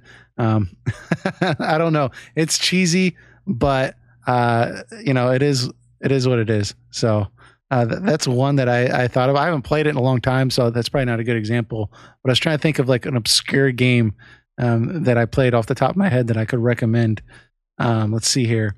Another game that I've kind of gotten into a lot that I don't know if it's obscure, but it's kind of like got a niche following. But the Disgaea series in general, it's kind of like it's not really turn-based in a sense. It's more Final Fantasy Tactics styled, but I mean, it's essentially turn-based. It's if you kind of like some corny plot lines that are kind of like purposely corny and kind of hilarious in their own way, but it's got a lot of strategy, a lot of depth to it. You can do a lot of unique things that you can't do in other games. Like you can go past level 100. Every item you pick up, you can go into what's called an item world, and it's a whole sequence of levels, and you can get like really deep into the gameplay in these games. They're really, really fun to play, but you got to be prepared for the cheese. The cheese is going to happen. It's going to be a cheesy experience, but it is there. Eric, did you find anything on your wall there? Well, obviously, I've been preaching the Arc the Lad series up and down. That's probably a good one, yeah. It is a good mixture of turn-based and strategy. It's very simple. It's very simplistic. It's easy to learn. You can get the first game for $5 if you like it and beat it. You can convert it to the second game, which is also $5 on PSN, I believe. You can play it on your PS3 or play it on your Vita, whichever one you prefer. If you want to try a very obscure game, I'm not saying it's very good, but it is one that a lot of people have not heard of. I could pull it off there, but it would require me getting out of my seat. But Time Stalkers for Dreamcast. It's not that great of an RPG, but it is definitely a really weird one. Like something that you kind of want to play and just like experiment with and just like want to know like what type of weird RPGs were there in the Dreamcast era of things. Like everyone remembers Skies of Arcadia. Yeah. And we all know that's a great game, but I mean, Dreamcast did have other RPGs. Time Stalkers was it was like a turn-based game that had like a 4-player grid type thing, and you had to explore dungeons and like trade this time amulet with other characters and play them. I could probably go on a lot of things that were wrong with it, but if you want to get like a Dreamcast emulator and just download it and see for yourself, that's something. Have you ever tried any of the Dot Hack games? Dot Hack games? Yeah, I got them right here. What's your experience with those in general? They're good. They're good games. Yeah, because they were for the time at least. Yeah, because I've played the like I remember I bought one for the PS2. I think it was that one you just held up. But I was remembering I kind of enjoyed that one.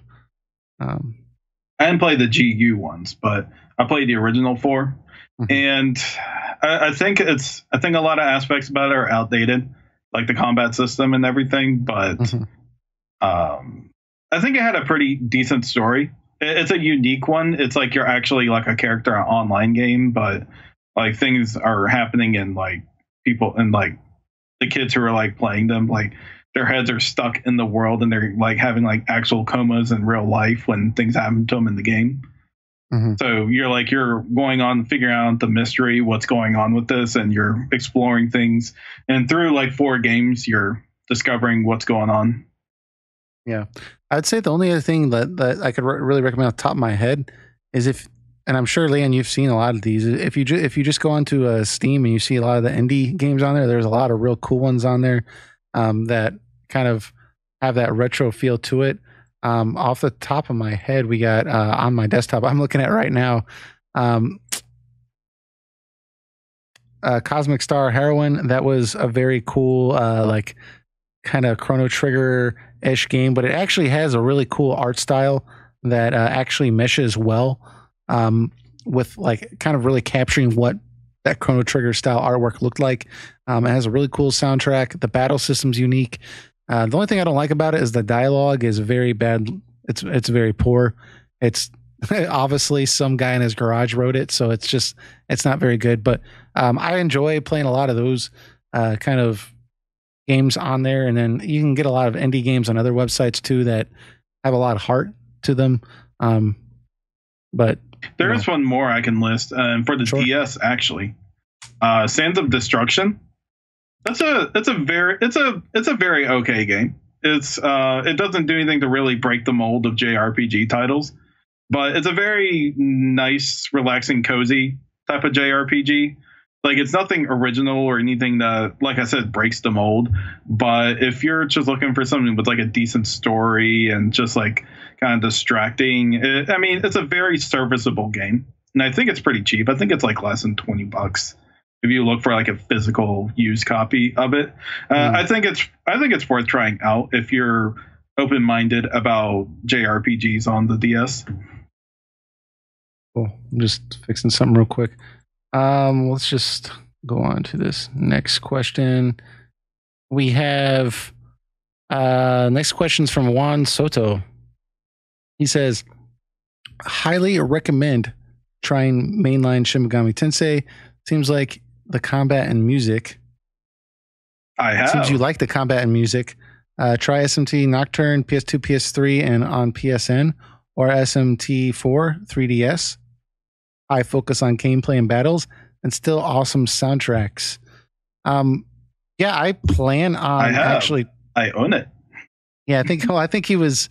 I think he was trying to kind of pointing at me because I said I liked the music and the art style and everything, but I didn't really like the sim aspect. Featuring Dante from Capcom's Devil May Cry 2, right here.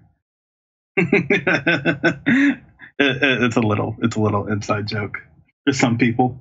Well, there you go. But I have played Shin Megami Tensei 1 through 4, the mainline ones. Obviously, I had to play a translated ROM for the first 2 games, but I have played through them, 3 and 4. I thought they were great games.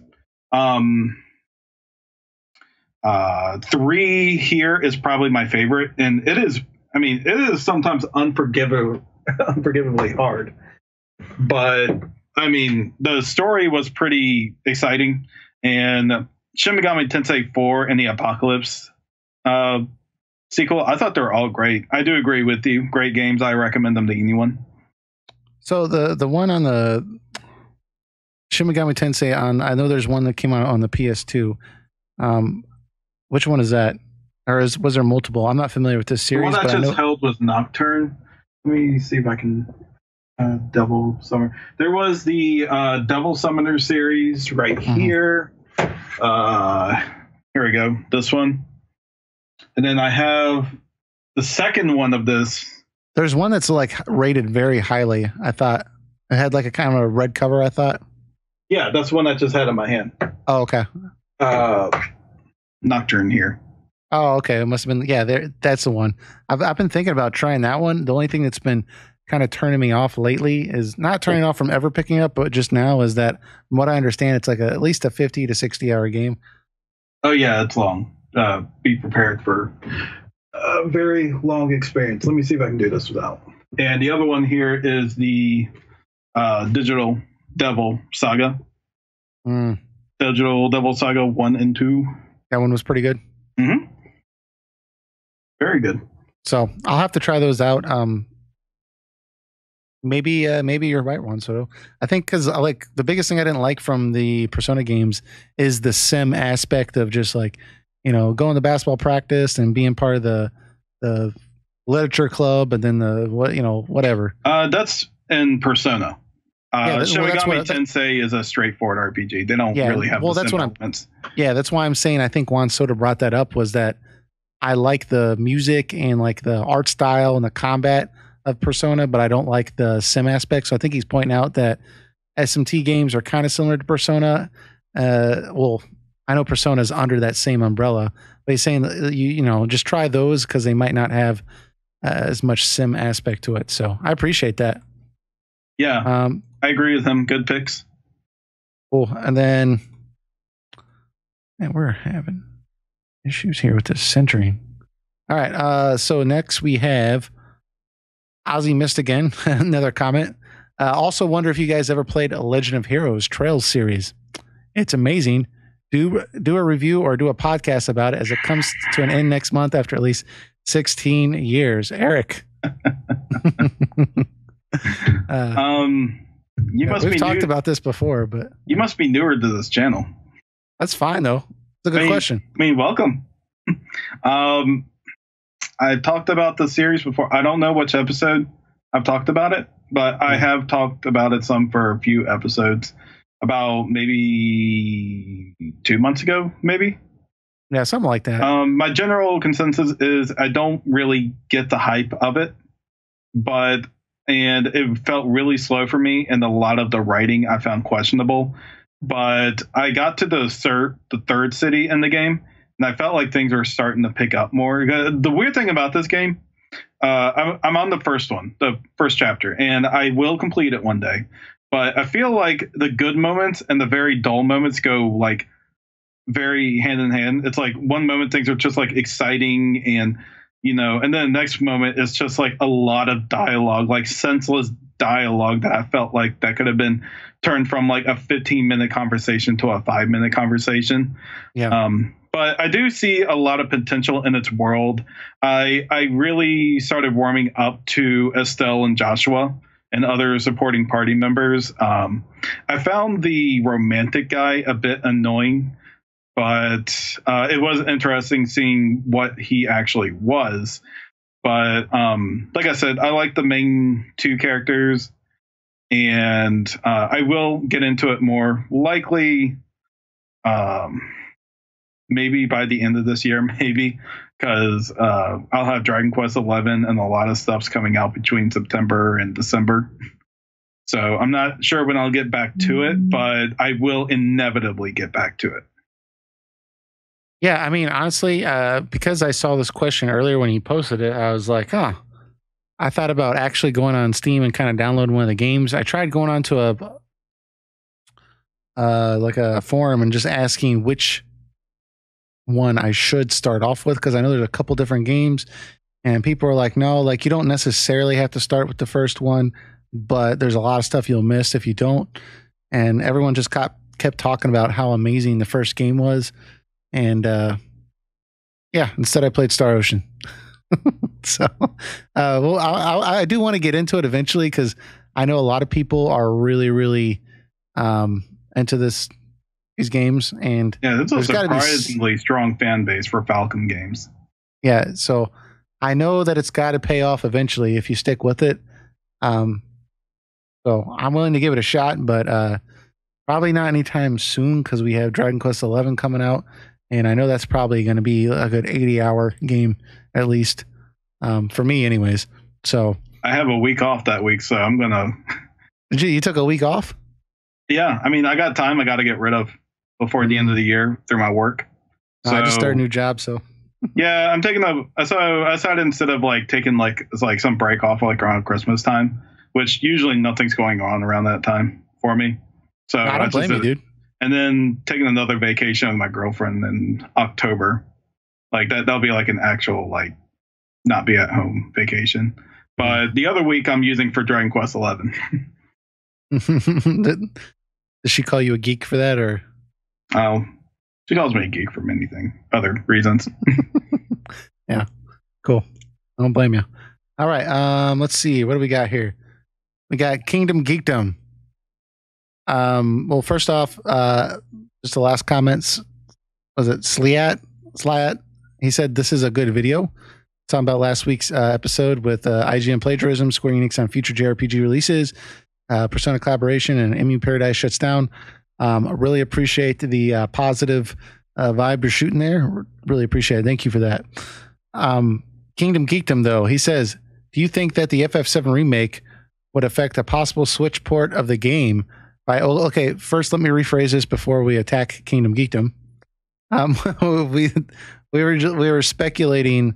I think, if I remember correctly, a possibility of wouldn't it be cool if Final Fantasy VII came to the Switch? I think that's what we were saying last week. I'm trying to remember, even though we knew that was very, very unlikely. But anyways, so he said, do you think that the FF7 remake would affect a possible Switch port of the game by either making them less likely because it could take away from the remake, or more likely because a port could act as marketing for the remake? Personally, well, I don't know. Eric, what do you got on this? I'm always open to the possibility, depending on the situation, especially since they're using Unreal Engine 4. But I think Square is definitely focusing on making this a powerhouse title. And they're probably going to try to push the PS4 as far, or maybe even the PS5, who knows.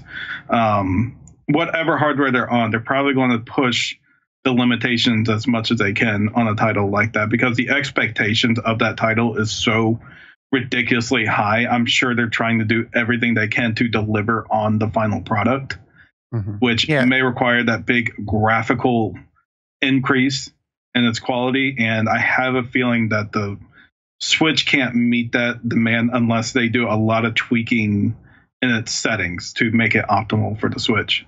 It's always possible, depending on what they're doing, because really we don't even know what this game is really going to be yet.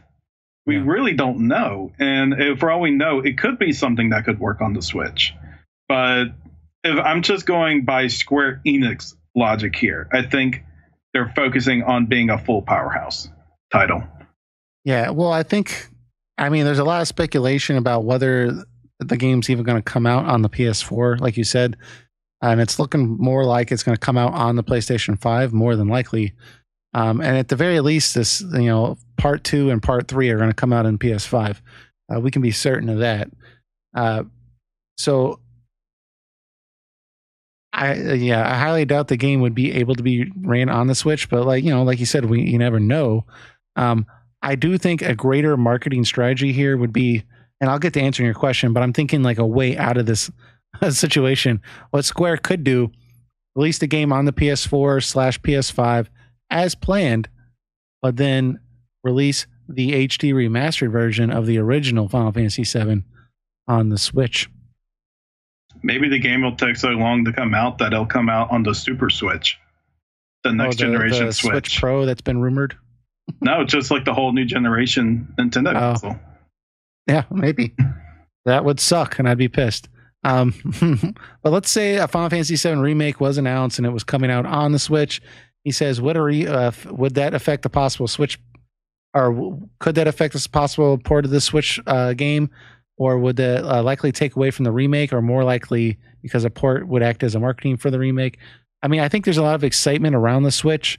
I mean, if they could release the Final Fantasy VII remake on the Switch and on the PS4/5, I think that would be beneficial to them. I think, but like you said, Eric, I don't. The thing is, just spec wise, I don't think the game would be able to run on there. I think they'd have to make like a completely different version. I think people would at least be a little more cynical or skeptical of the quality or graphical quality of the game if they announce it for Switch. They'd be like, oh, well, it can't be that powerful. It'll run on the Switch or something like that. And that may bring some negativity to it. Unless they're going to do something like they're doing with Dragon Quest 11, where there's a completely separate version for the Switch. It's not necessarily not for the Switch, for the but you know what I'm saying. Yeah. For Dragon Quest, the reason why the Switch version is delayed is because the Switch version wasn't even development till long after they were already in development of the PS4 version. So it's harder for them to ahead of time or like get the engine to work on the Switch. Because I think it is a previous version, Unreal, that they used for it. That shouldn't be Dragon Quest 11. That shouldn't be an issue if they were going to do something similar for the 7 remake, right? If they're going to create a ground up a game, a separate game, not the same game, a separate game, kind of like they did with Dragon Quest 11 and the 3DS. Yeah, that's what I was going to say. Is that if they built 7 remake from the ground up, then it would be fine. But people would still question, like, well, this game is truly going to look next gen or something like that. Like it's not like some cynical type of deal with it, and it may look bad on their end with it. I'm not saying it will, but the internet does tend to. I mean, we're guilty of this too, but we tend to draw conclusions from announcements like that. Yeah, I don't know. I'm thinking even if we're going to go that route, that'd be a bit odd because, like I said, they already have a PlayStation version of the game that was remastered, so they could just put that on the Switch. I mean, I know obviously it would take time for them to port it and everything, but I got to imagine it'd be cheaper to port it to the Switch than it would be to rebuild in a completely new game from the ground up for the Switch and finish the game for the PS5 or 4. But yeah, I mean, if they could make it work as far as like hype and stuff, like Eric was saying, I think it might, like you said, it might make people a little cynical about it, just like kind of questioning the positivity of the development process. Maybe Square's just really far-reaching too much now that the game's coming out and they got to make 2 games, or whatever the case may be. This game's not coming out till 2030 because now the game's coming out on the PS5 and the Switch, and who knows, it might come out on your cell phone. I mean, I could see them going around with this, and I think at this point, I'm not sure how much that would actually help them. But if there's one thing I'm pretty sure about, maybe not right at release, but I do think the FF7 remake will eventually make its way to PC. Rather if it's on day one or like next year, like 15. Sure. I don't know. To me, it would just feel odd if the Final Fantasy VII remake did not exclusively come out on the PlayStation day one. It would just feel weird to me, but that's just me. But all right, that wraps up our comments for this week. I did not know that we were going to do a nearly 2-hour podcast. But what are you going to do? So if you're still listening at this point, there's going to be a link in the description of the YouTube video where you can go listen to us on Spotify. You can listen to us while you're playing a game or at work or in the car. For the audio only version, there's apps you can listen to on your phone, but also if you're listening to us audio only, we do have a YouTube page. It's called Phoenix Edge. Just type in RPG podcast after that while you're searching, and it'll come right up. Usually there's a link in the audio only description as well that'll take you to our YouTube page. Give us a subscribe there. We really appreciate it. We're trying to get our subscriptions up higher and, kind of make this show a little bit bigger. And yeah, I think that about covers it. So we'll catch you all next week.